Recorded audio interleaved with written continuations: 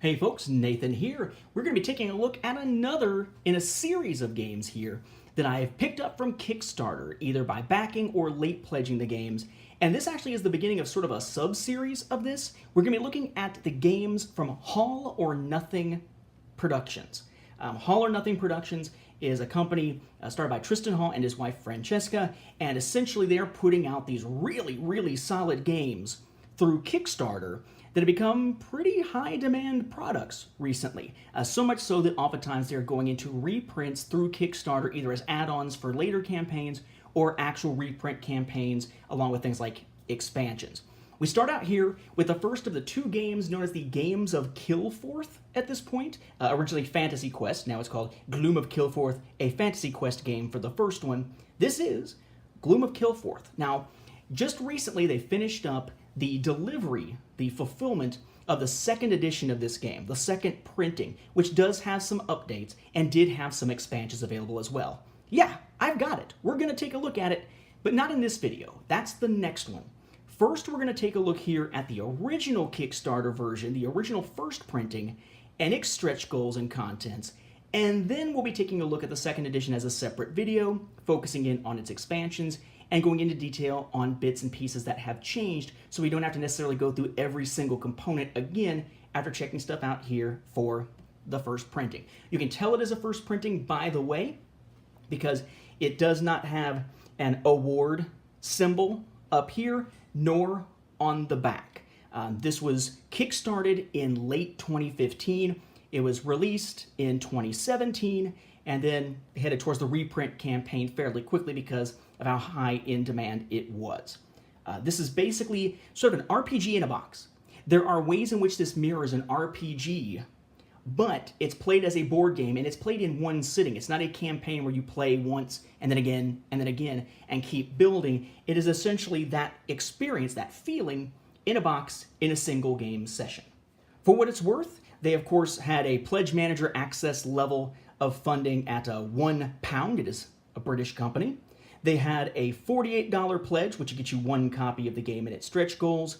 $99 would get you the Legend level, which not only got you a copy of the game, but let you help name one of the cards in the flavor text and such. I actually did that level for Shadows of Kilforth, which is the second game in the series.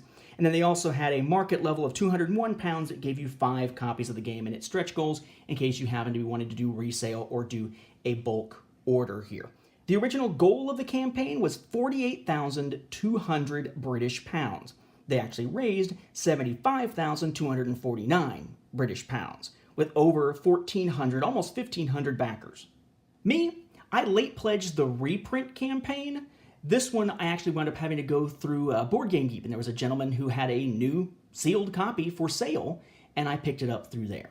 Now, I would also note that when it comes to Kickstarter stretch goals and stuff like that for this game, they don't really believe at All or Nothing in Kickstarter exclusives. Mainly because this stuff isn't going to retail for the most part. It's stuff that you get through their website or through Kickstarter. So everything that gets unlocked as a stretch goal is included in every single copy of the game. There's no need to worry that if you buy a copy of the game, you're going to be missing stuff. Unless it's open and some jackass pulled stuff out, right? But a sealed copy should have everything. So what exactly is in the box? So first, of course, in the box, you've got your rulebook. This rulebook is 31 pages. You can tell it's not the same one as in the reprint because the art just continues as opposed to it having an index on the back.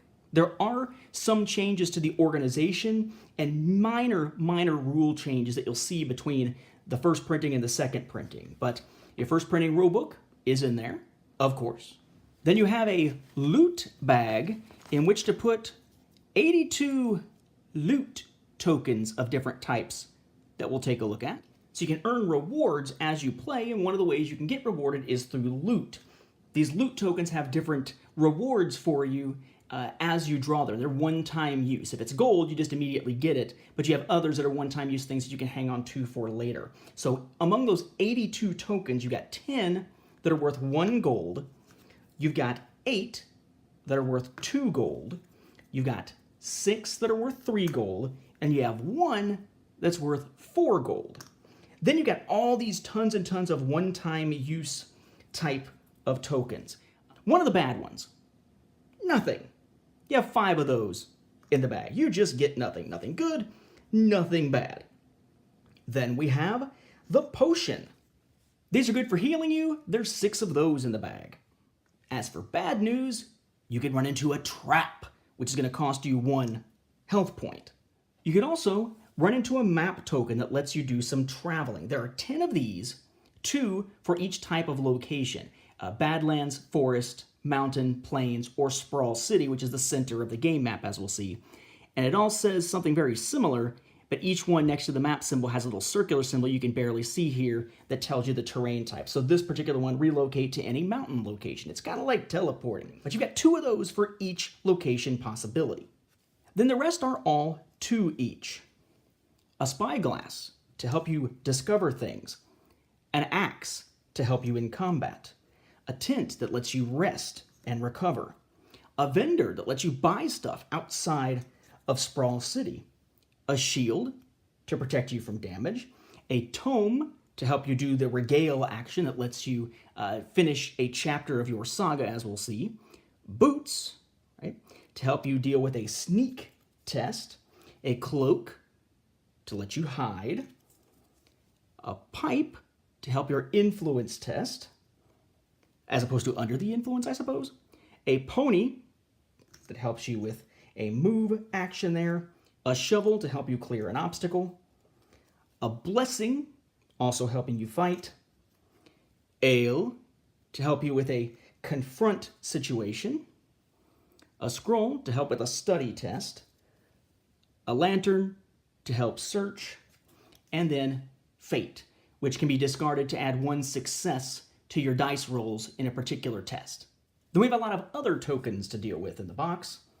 You have a token representing who is the first hero, which does change depending on who rests first on a given day and so forth, and there's a spare of that, even though it's not listed anywhere. You have 24 of these little cloud-looking things. These tokens represent obstacles in the game. 16 of these little hourglass-shaped fate tokens that have the same effect as what we saw with the one that can be in the loot bag. 4 hidden tokens denoting when your character is hidden. This is a 1 to 4 player game, so you'd only need 4 of these. And there will be times where you will run into a stranger and screw things up so badly when trying to confront them and overcome the obstacle they represent that you make an enemy out of them, but they're only an enemy to you, not to everyone else, in which case you need a way to designate that. And that is where enemy tokens come in. They come in sets of 4, all of the same color. The 4 colors in this case, in the first edition, are purple, blue, red, and green. We'll find that for the second edition, they pulled the purple ones and replaced them with yellow to help colorblind players. The first edition, though, does have purple. And I would note that these weren't actually meant to originally be full color and part of the punch board. That was the $52,000 or 52,000 pound, stretch goal.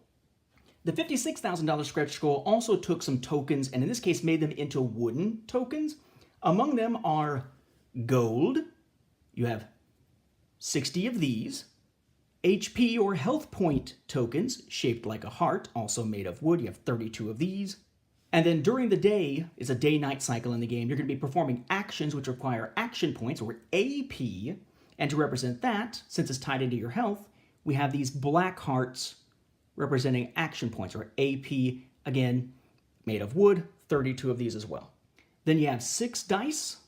All of this design essentially just black with white. I mean, they feel nice, but nothing super special about them, as we'll see eventually with something a little bit different in the Pimp My Gloom expansion for the second printing. Then we're going to see that the game uses standees to tell where your character is, as opposed to miniatures, which helps keep the costs down. And at least in the first printing, there's only ones, for the most part, for character classes. Okay? The race cards in the game that represent your character have a male and female side to them. Eventually, you will have male and female options for race standees in the Pimp My Gloom expansion with the second printing. But for the first printing, it was just classes. There were 4 classes originally meant to be in the game and 4 that were added by stretch goals, as we'll talk about when we actually see the cards themselves. And because of the way the punch boards were laid out, with basically 6 and 6 on each punch board, they actually set it up a little bit oddly this time, in that you've got duplicates of some, and then kind of a weird one. So the original classes, again, we'll see them with the cards, so I'm not going to hold them up here at the moment, but we basically have the rogue, the warrior, the wizard, and the priest, and all but the priest from those original 4 get a duplicate. Then we have the ones that came in through stretch goals, the ranger, the shaman, the war mage, and the assassin. The other extra spot was taken up by something that actually doesn't have a card. This is basically a standee that lets you play as Tristan Hall, the game's creator, in sort of an idealized version of himself. He's also on the knight card in the game, right here. And of course, if you got standees, you're going to have to stand them up. So there's 10 little stands included, even though you won't actually wind up using all of them. Now, throughout the game, you're trying to complete your saga, which has 4 chapters and a finale before you go on to fight the Ancient, which is sort of the big bad boss at the end of the game.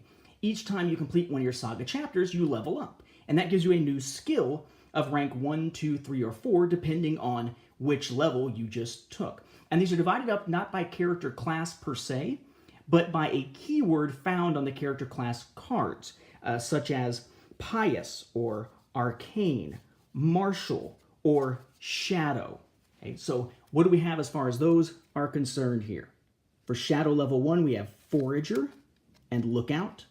Level 2, spotter and trapper. Level 3, pathfinder and sentinel.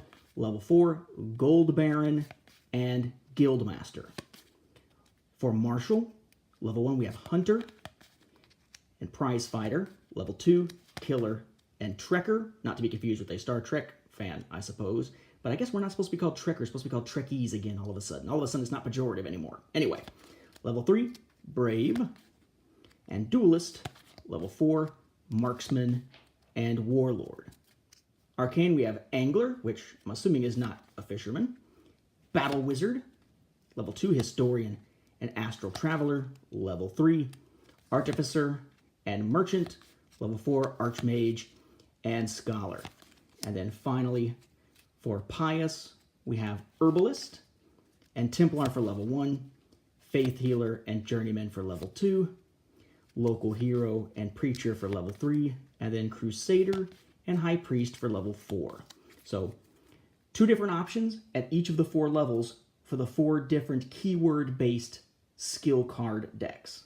Now the board, so to speak, is mostly randomized as you play. You'll notice I have no playmat here for the game. It's just my generic Starfield from X-Wing as the playmat here. There are playmats coming. They're available as add-ons for the Shadows of Kilforth Kickstarter campaign. They're themed after the second game, but work for either one.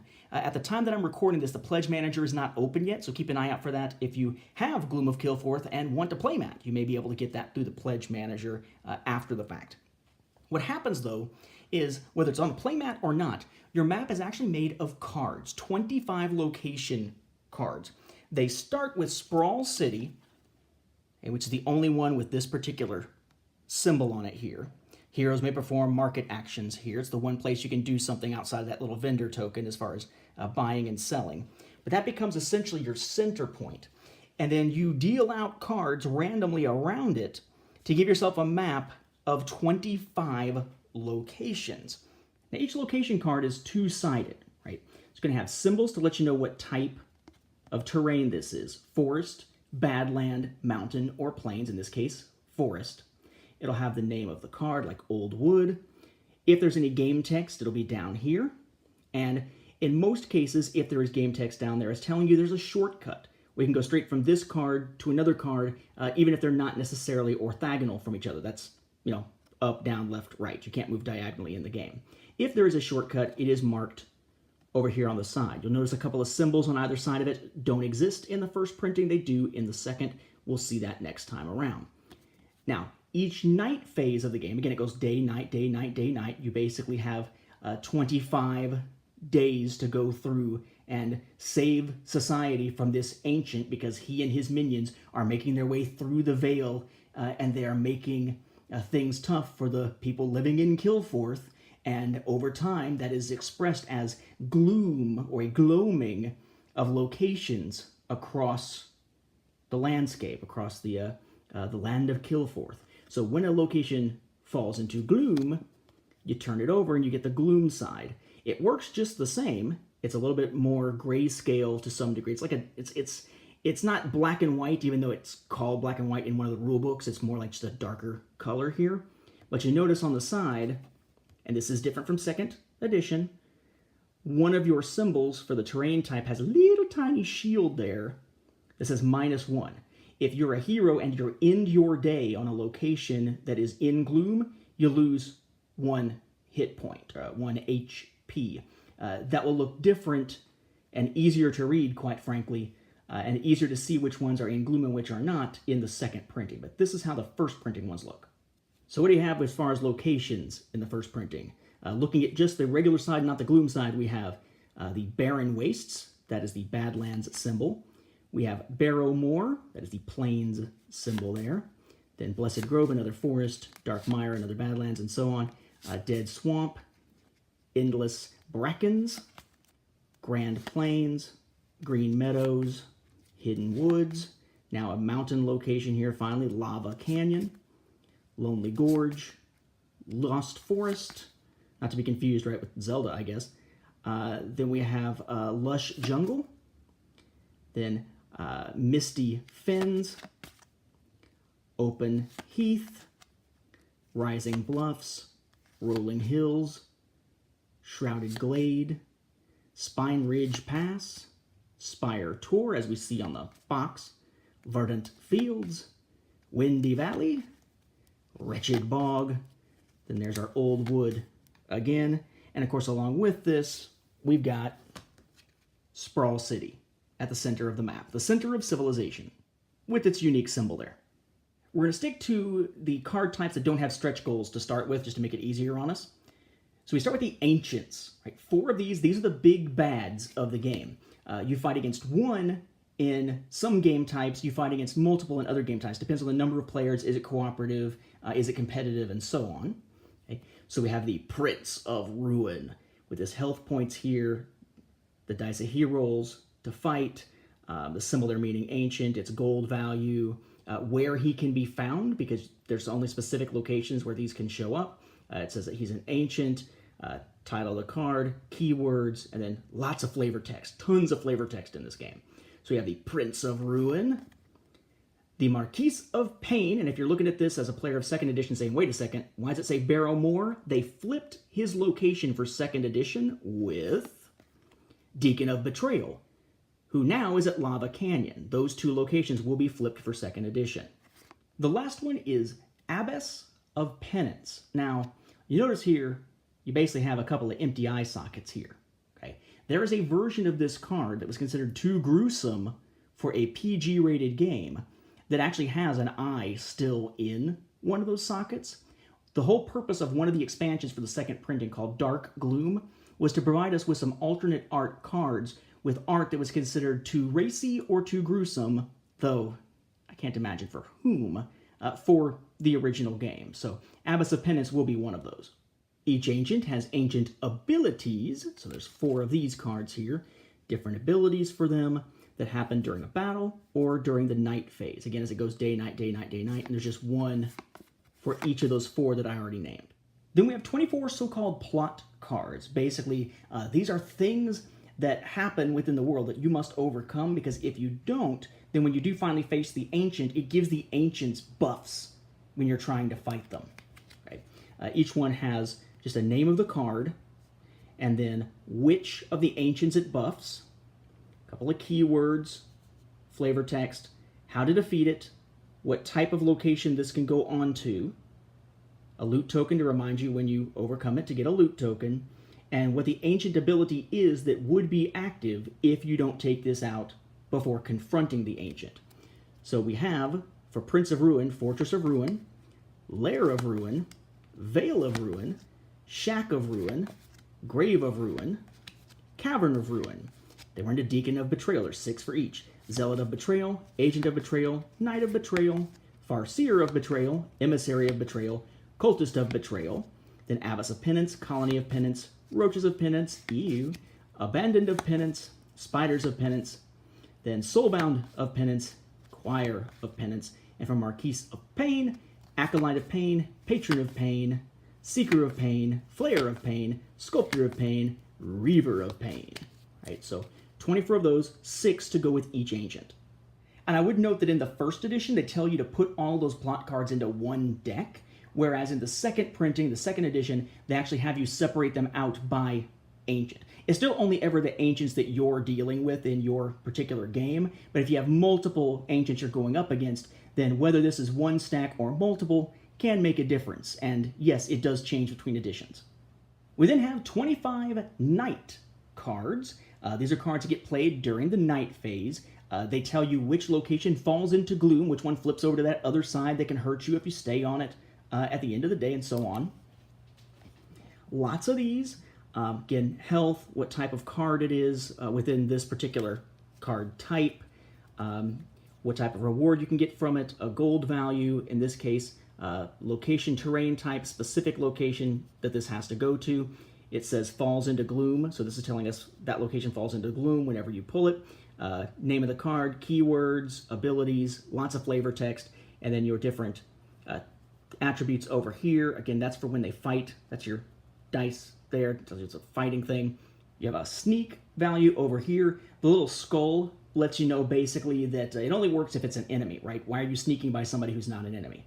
And then you have your influence test down here. This is a stranger, so the first thing you would try to do is either just bypass them or you would want to use an influence test to try to bring them into your side. If it turns out that you fail your influence test really, really badly with no successes at all on the first try, then they become an enemy, and that's where those enemy tokens come in which case then you would need to use the attribute to sneak on by if you wanted to, or face them in a straight-up fight, but the fight only happens if they're an enemy, right? So lots of different things available on any one given card.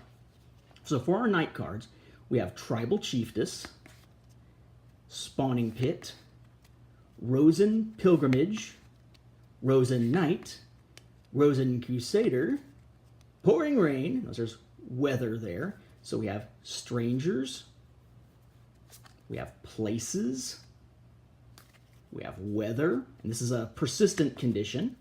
So Pelting Hail, Orc Raiders, right, just a straight up enemy, Orc Barracks, Orc Assassin, which is an event, Necropolis, Howling Gale, Freezing Snow, Fierce Storm, Eerie Stillness, Doom Surge, Clannish Rally, Civil War, that's in Sprawl City, Besieged City, Abyssal Gate, Wave of Doom, Warm Sunshine, Veil of Fog.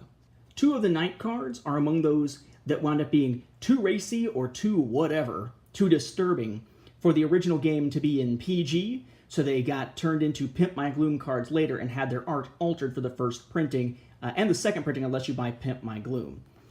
Demonic Rite originally had a baby being held up and a dead body on the altar, but there's Demonic Rite in the form that it shows up in the first printing.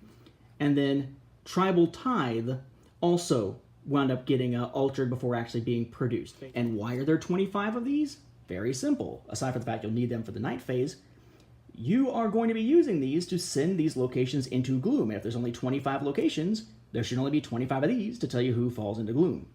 All right, so now it's time to start talking about card types that are going to have stretch goals attached to them or something unusual.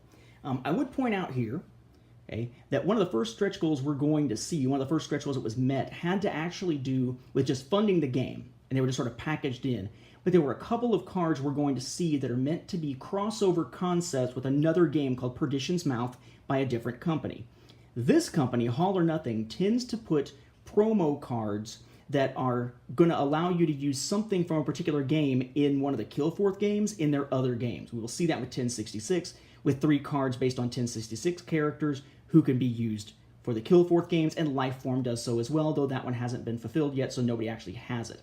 This sword, Gilded Sword, had its art and such used in Perdition's Mouth as a Perdition's Mouth card that has nothing to do with this game except the concept as the Fabled Sword of Kilforth. Okay? But thankfully, when it comes to the crossover with Perdition's Mouth, all it was concepts used for cards for this game in this game, and for that game in that game. There aren't any cards you're missing for the Kilforth games if you don't buy Perdition's Mouth, and vice versa, thank goodness. So the game funded at 48,200 British pounds, and immediately funded with some extra stuff included. The first thing that was included at that particular stretch goal, which really wasn't a stretch goal, it was just a funding goal, but they made it something to unlock things anyway, is a class card. Everybody is a particular class of hero. The Ranger. Every class card is going to have your attributes over there off to the left.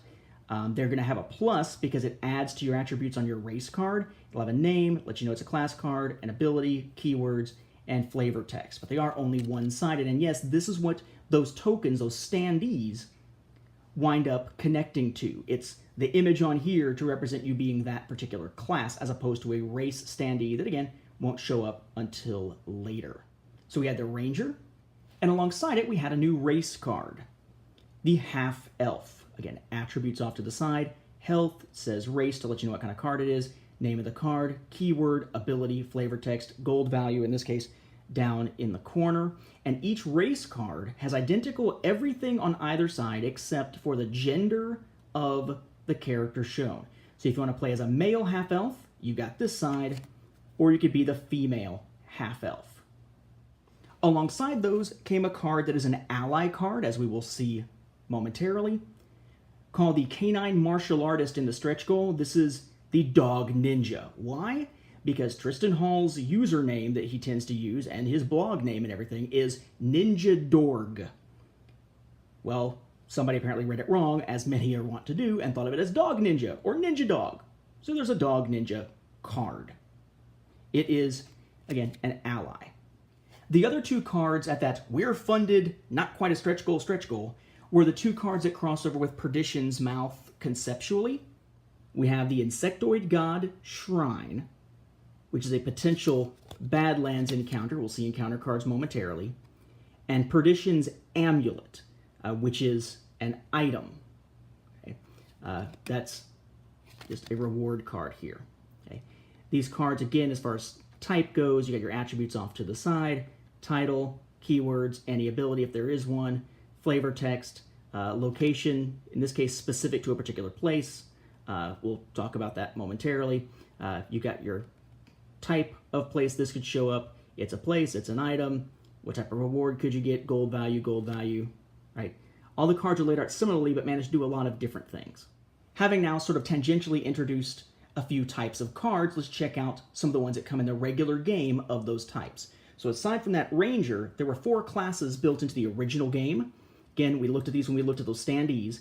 The Warrior, the Wizard, the Rogue, and the Priest. There were also 4 original races in the game. We have the Elf, male, or female. This art is going to completely change for the 2nd edition and get replaced. So if you're looking for this particular piece of art, you need the 1st edition. For the Elf, we have the Dwarf, again, male or female, riding on the big ape's back. The Half-Demon, note the horns. Female version is one of the more popular images from the game, just the one you tend to see a lot. And Human, okay? Male and female. The female human being based on Francesca, which is Tristan Hall's wife, who also is the composer of original soundtracks, just great music to go with all of the games put out by All or Nothing Productions. At the 50,000 pound stretch goal, we got another new class and another new race. The new class was the Shaman. The new race was the Vampire. Female side, male side. At the $52,000 stretch goal, that was just the whole thing about putting the enemy tokens on the punch board and making them full color. But then at $53,000, I said dollars a moment ago, pounds is what it's in. We have a new class, War Mage. And we have another new race, the Dark Elf. Female side, male side. And while we're on the subject of classes and races, let's take a look at the 60,000 pound stretch goal items, which was another new class and another new race. Class-wise, we had the Assassin. And for the race, we had the Orc. Female side, male side. Now, I mentioned reward cards before.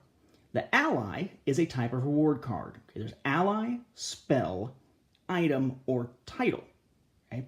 With their little symbols to tell you which type. That's the kind of symbol that'll be on a card to tell you what type of reward you can get from it. Those who are sharp-eyed might notice that this art looks a little more zoomed in than it is on the backs of the cards for the second printing. We'll take a look at that when we look at second printing, but suffice to say, yes, some of the card backs look slightly different in terms of being zoomed in or zoomed out between the two editions. I'm not all that concerned about it because I'm going to tend to play encounters with my second edition anyway, but if you're trying to combine encounters with first printing, you may be a little frustrated. Anyway, so for our allies that are available here, okay, you're going to have an attribute, name, keywords, ability, flavor text, what type it is, gold value, location. Essentially, whenever you get a reward, okay, it goes into your hand as a so-called rumor, just like when you defeat an enemy or an obstacle or whatever. It goes in your hand as a rumor. And then when you go to that actual location that's listed, you can discover it as an action, which allows you to put it into play as one of your assets. Okay? So the smuggler, however you happen to get the card, whatever gives you this reward, you'd have to go to Lonely Gorge and discover this. So essentially what you've got is you've got information that you've gotten as a reward. Now you need to go and actually make good on it. Smuggler is actually one of the ones that's going to wind up in Dark Gloom because of an uncovered area that just apparently freaked people out, I suppose. So Smuggler, Wild Mage will also be one. Then we have Swashbuckler, Summoner, Pastor, Paladin, Ninja, Necromancer, Illusionist, Healer, Gladiator, Elementalist, Dandy, Corsair, Berserker, Astral Seer, and then we're back to Smuggler. But there are more because we'll see them among the stretch goals momentarily. As I mentioned, you can also get rewarded with spells. Again, zoomed in artwork compared to second edition. Haven is another of these cards that'll wind up in Dark Gloom because basically the other version of the card has their scooted up a little bit more. Okay. We have, as your spell, you have a different symbol here, by the way. Your study skill is what's going to let you use spells, and the lock with the numbers telling you basically what your level has to be in study to be able to use that particular spell. So we have Haven, Haste, Fog, Fireball, ouch, Familiar, Demon Consul, Death, Charm, Battle Elemental, Banishment, Acid Cloud, ouch, Whirlwind, Rock Body, you smell what he's cooking? Portal, Inner Strength, Soothing Touch. There will be more of these as well as we look at stretch goals. You can earn yourself an item, yet another of these so-called zoomed in card backs, because you can't see hardly anything above the treasure chest there. Again, Gilded Sword we've already seen, but that's one of them. Flight Drought, like a flight potion, is another of the ones for Dark Gloom. We have Winged Helm, Thunder Hammer, Speed Potion, Shielding Bracers, Rosen Chainmail, Ring of Influence, Repeat Crossbow, Power Gauntlets, Poison, Necklace of Wealth, Healing Salve, Elven Cloak, Demonic Brooch, Balanced Longbow, and then we're back. But we'll see some stretch goals. You can also earn a title as a reward. It took me a second to realize that that's the guy's face and that's the helmet. That's not actually the face there. Okay, so titles. We have Tradesman, Sheriff, Pickpocket, Outrider, Sect of the Rose, Lightbringer, Horse Rider, Explorer, Executioner, Elephant Rider, Eagle Rider, Dragon Rider, Doom Guardian, Dark Arts, and Knight. Of course, that's Tristan Hall again. Wild Claw, which will be one of the Dark Gloom cards. And we're back to Tradesman again. Now, when you travel to a location that doesn't have an encounter card already on it, or if you search a location, you'll draw an encounter card. Each time the encounter card that you draw will come from the encounter card deck that matches the terrain type that your particular location matches. So we start with Forest, and we'll see more of these through stretch goals. Okay. Your encounters could include enemies like the Reaper, places like the Unseen Bridge, a stranger like the Ruffian. Again, you try to use influence first. If it fails miserably, you could wind up with them becoming an enemy. Then you'll wind up using this or sneaking by using that and so on. Another stranger here, the shopkeeper. We'll find that in the second edition there's a misprint of a black box around his sneak value here, but not in first edition, at least not this particular copy. Thief, outlaw, gypsy, laborer, isolated pedestal, lost village, theft, which is an event, right, that when it's revealed happens, treasure chest, sacred shrine, sanctified altar, secret pool, thieves guild, nymph, which will actually have 2 Dark Gloom cards with alternate art, curative font that'll also have a different card. Now it's like, wait a second, what? Yeah, because it looked very, very, very different. You'll have Badlands encounters, which include the Witch, Forgotten Ruins, Serpent, Mind Reaver, Lizard Man, Kobold, Black Orc, Bandits, Convicts, Well of Essence, Thorpe, Captured, Haunting, Slavers, The Rescue, Pit of Hell, Escort Trader, Detain Prisoner, and then we're back to the Witch again for Badlands. Then we have the Plains, where we can run across Fugitives, Donjon, Restore Farm, Remote Town, Forlorn House, Gloomy Hamlet. Wasn't Hamlet always gloomy, though, in that play? Holy Church, Vast Wall, Joust, Revenge, Watchman, Press Gang, Noblewoman, Cleric, another one of the more popular pieces of artwork, Farmer, Gentleman, kind of skeevy, Good Wife, Orc, Ravager, and then we're back to Fugitives again. The last terrain type is Mountain, where we have Black Castle, Troll, Lycanthrope, Monk, kind of a creepy monk, Brigand, Devil, Gargoyle, Hobgoblin, Minotaur, Ravenous Werewolf, Beastman, Ambassador, Vengeance, Arena, Bandit Camp, Sell Swords, Protect Royalty, Find Cure, and then we're back to Black Castle again. But like I said, there are some stretch goals to take into account here. Encounters tended to be unlocked in batches of 4, one for each terrain type to keep it even.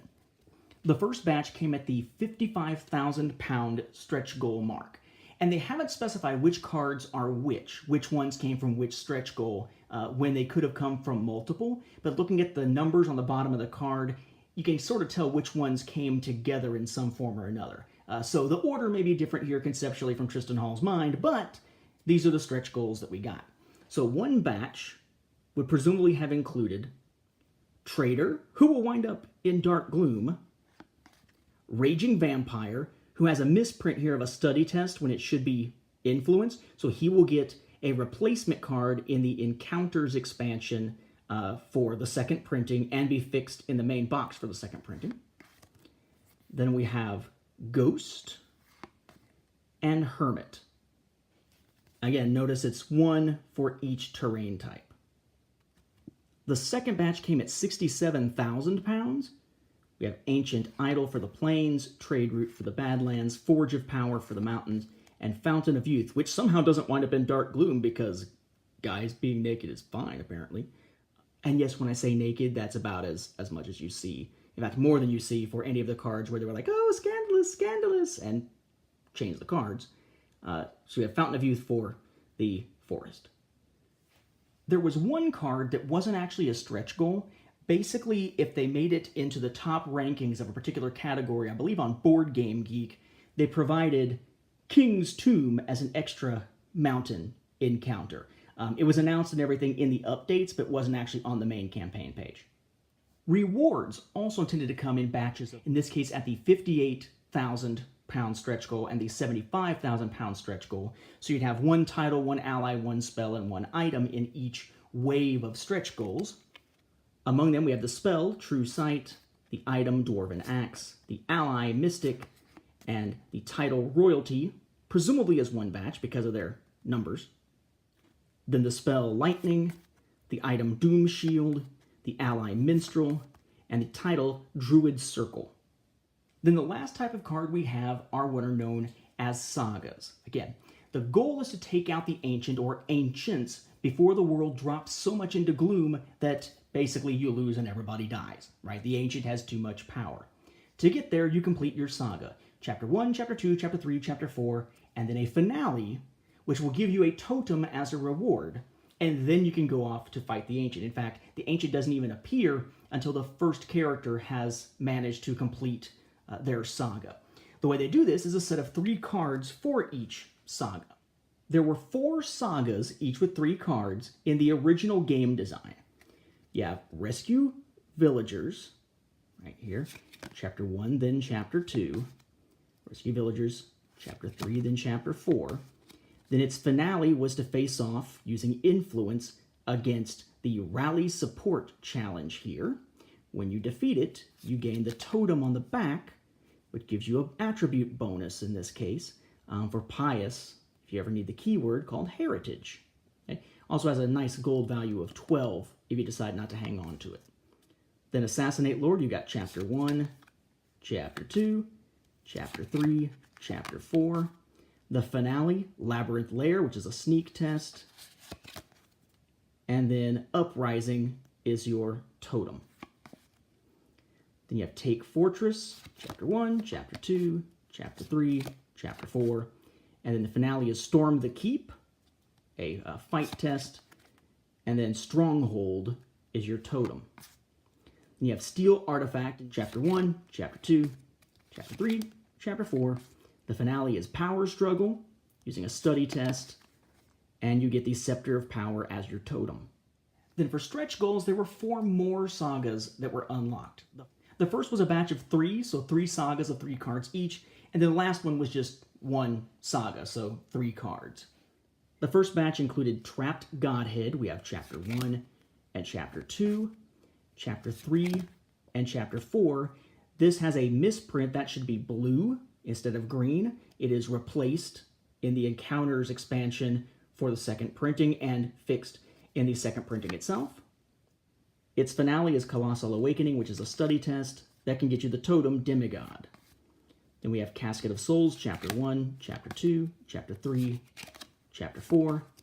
Its finale, a sneak test, Deathly Silence, which can get you the totem Undead Legion. Then Dragon's Horde, Chapter 1, Chapter 2, Chapter 3, Chapter 4. Its finale is Dragon Slaying, which is a fight test, unsurprisingly. And Vast Wealth is your totem reward. The last of the stretch goal sagas came at the 70,000 pound stretch goal. It was Escort Being with Chapter 1, Chapter 2, Chapter 3, Chapter 4, and Veil Walk as your finale. It is an influence test to get you the totem Blessing. So for those keeping score at home, because I couldn't really tell you numbers when we were dealing with all the stretch goals and everything, to recap, that's 4 Ancients, 4 Ancient abilities, 24 plot cards, 25 knight cards, 8 classes, 8 races with male and female on alternating sides, 8 sagas of 3 cards each, so 24 cards for the sagas. For the Badlands and the Mountain encounter decks, we have 21 cards each. For the Forest and Plains, we have 20 cards each, for a total among them of 82 encounter cards. Then for our rewards, we have 19 each of items and allies, 18 each of spells and titles, which gives us a total of 74 reward cards. So there you have it, folks, a content overview for everything we got with the original Gloom of Kilforth first printing Kickstarter campaign. Now, I would note here one last thing, and that is that there was an extra stretch goal on this campaign that was not met. It was an 80,000 pound stretch goal, and the idea was that if they reached that stretch goal, they would make a future expansion available as a pre-order, essentially, as part of that campaign. The pre-order campaign, so to speak, this expansion that eventually wound up being a large set, was originally called Touch of Death. We will find that Touch of Death is what eventually became Shadows of Kilforth, the second game. And the ability to essentially pre-order it and start already adding stretch goals to that second game was actually something that became part of the second Kickstarter campaign for Kilforth, which was the Gloom of Kilforth reprint and expansions campaign. That is what we'll look at the next time we return to Kilforth to check out some Kickstarter goodness from All or Nothing. We'll also be checking out 1066, Tears to Many Mothers, and eventually, when it's fulfilled, we'll be taking a look at Lifeform, followed up by Shadows of Kilforth. There's much more to come from All or Nothing and our coverage of it. I hope this has been helpful to you if you are a fan of Gloom of Kilforth, particularly if you wanted to see what was in the original game, if you perhaps got the reprint and didn't pick up the original printing. Don't worry, we'll be taking a look at the expansions and the reprint next.